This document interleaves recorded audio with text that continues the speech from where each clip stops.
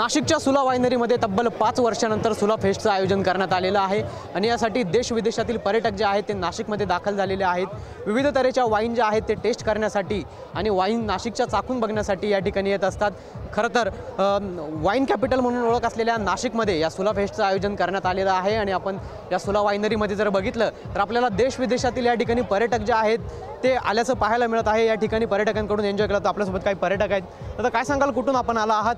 मी मुंबईवरून आलो आहे, मुंबई मालाडवरून आलेलं आहे आणि या नाशिकची जी वाईन आहे रेड वाईन म्हणा किंवा 5 ते 6 प्रकारच्या वाईन जे आहे त्या मी टेस्ट केलेलं आहे आणि खूप एन्जॉय करतो आहे। आता डिवाईन्स येणार आहे, तुम्ही बघू शकता, माझे मित्र माझ्याबरोबर आहेत, आम्ही एन्जॉय करतो आहे। We are rocking to see the divine. Okay दादा, कुठून आलात आपण? आम्ही नाशिकच्या आत लोकल आहोत। नाशिकच्या आत आपल्या नाशिकमध्ये सुला फेस्ट जो आहे तो आता तब्बल 5 वर्षानंतर या ठिकाणी होतोय, काय सांगाल? काही नाही, बस छान वाटतं आहे। 5 वर्षानंतर परत सुला फेस्टचं आगमन झालं आहे, खूप बरं वाटतं आहे। कशा पद्धतीने एन्जॉय करताय? बस नॉर्मल आपलं छान पद्धती शांतते। या ठिकाणी विविध तऱ्हेच्या वाईन आहेत। तुम्ही कुठून आलात?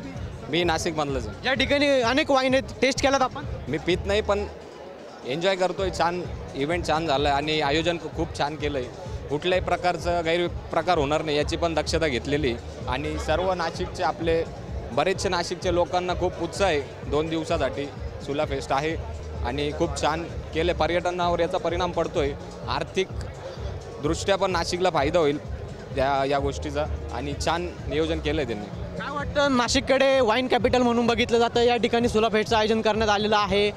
देश विदेशातील पर्यटक आहेत, देशभरातून आलेले आहेत, या ठिकाणी अनेक कुटुंब देखील आहेत, काय वाटतं?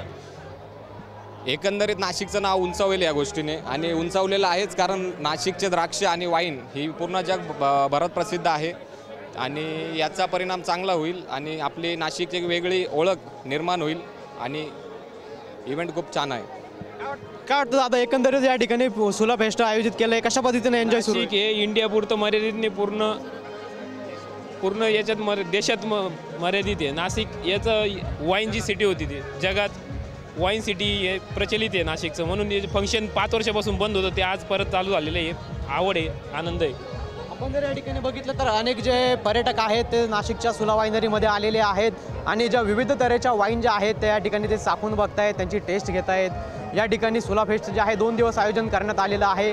एकीकडे नाशिकला वाईन कॅपिटल म्हणून संबोधलं जातं, तर याच वाईन कॅपिटलमध्ये या ठिकाणी सुला फेस्ट जे आहे ते आयोजन करण्यात आल्याचं आपल्याला पाहायला मिळतं आहे। कॅमेरा पर्सन प्रसाद पवारसह पवन येवले, TV9 मराठी, नाशिक।